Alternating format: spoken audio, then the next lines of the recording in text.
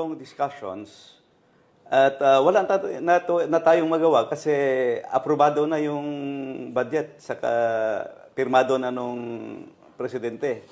So the next step, and that's the only step we can go to the Supreme Court. Go to the Supreme Court and challenge the validity and the constitutionality of the budget. And perhaps high time for us to, kaya nga i-present natin ito sa taong bayan for them to discuss also. Because it's our taxpayers' money. Every day, nagbabayad na ng VAT. Bawat kilos natin, pag sakay natin ng sasakyan, pagbuhos ng gasolina, pagbili ng asukal, punta ka sa grocery, punta ka sa restaurant, kada kilos mo, magbabayad ka ng VAT. So, it behooves upon us to know. It is our right to know kung ano ba talaga nangyari. You know, since time immemorial, the truth will out as it always will. Lalabas talaga. Lalabas ang katotohanan. Kita naman sa Bicameral Conference Committee report na blanco. So, maybe one next move is to go to the Supreme Court and really file the necessary petition to request the court to declare the GAA, because we will present, of course, the facts. Na unang-una, balikan natin yung first na issue na lumabas, yung constitutionality ng buong budget, because the Constitution is very clear. Alam na alam ni Sec. Wendell ito na dapat the highest budget is the education sector. Doon ka mag-allocate ng highest budget. Now, babalikan natin yung budget when presented last July 29 to the House of Representatives. Meron tayong BESF, merong isang page doon na nakasulat kung ano ang education sector. Ang total, 799 million pesos is the biggest allocation.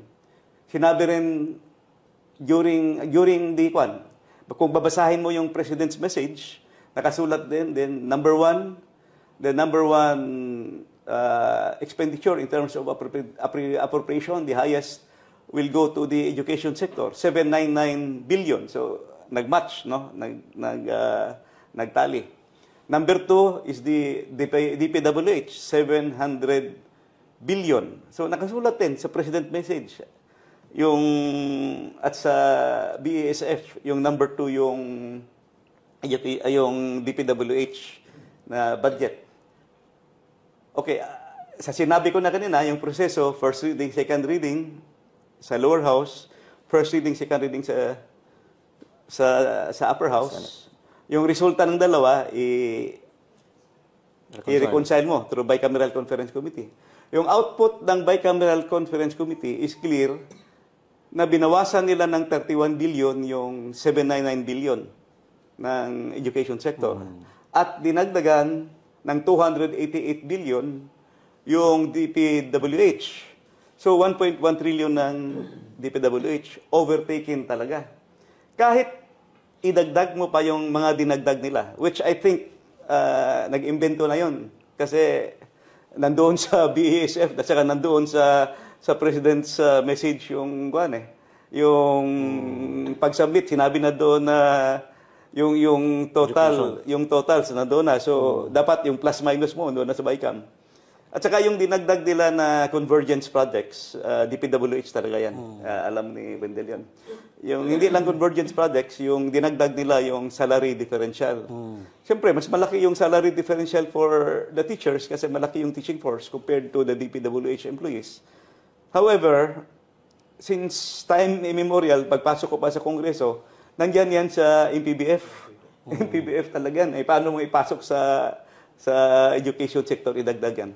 So, kahit anong engineering pa or re-engineering yung gagawin mo, mataas na talaga itong 2025. Mas mataas ang public works budget, which makes it unconstitutional. So, that will be raised also.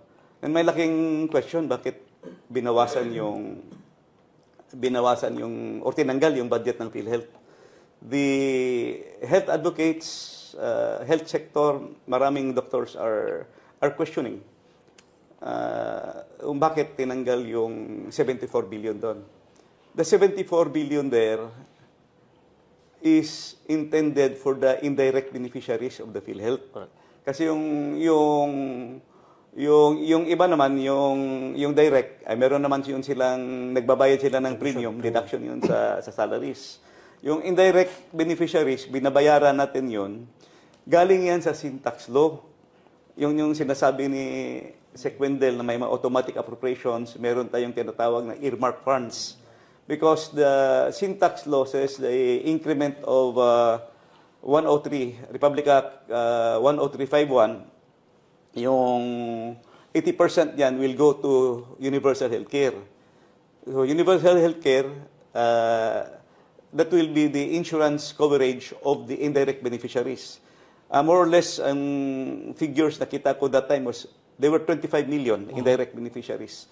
Yun yung mga senior citizens, mga 4-piece beneficiaries, yung mga PWDs. So, saan ngayon kukuha ng pambayad ng premium nila for PhilHealth? Saka, when you talk of economic development, isama mo talaga yung health sector. Kailangan mo ng mga malulusog na Pilipino for us to develop. Second question, actually binawasan yung budget ng 4-piece. Binawasan nila ng 50 billion. Hindi mo ba alam hindi nyo ba alam na yung 4-piece is a poverty reduction program of the government? May target tayo niyan na kung pwede, pagdating ng 2028, single digit na lang yung ating poverty rate. Between 8 to 9%. No, paano mo na ma-reach yun? Kasi tinanggal mo na yung PhilHealth mo. Tinanggalan mo yung PhilHealth. Tinanggalan mo yung 4-piece. Yung 4-piece kasi, it's really was designed to address poverty. Kaya nga meron yung conditional cash transfer. May obligasyon yung makakatanggap. Papaaralin yung mga anak. Pupunta ka sa health center. Then may PhilHealth coverage ka.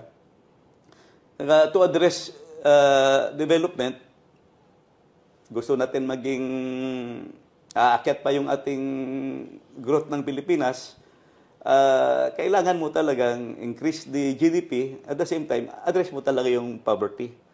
So, saan pumunta? Iyon ang tanong.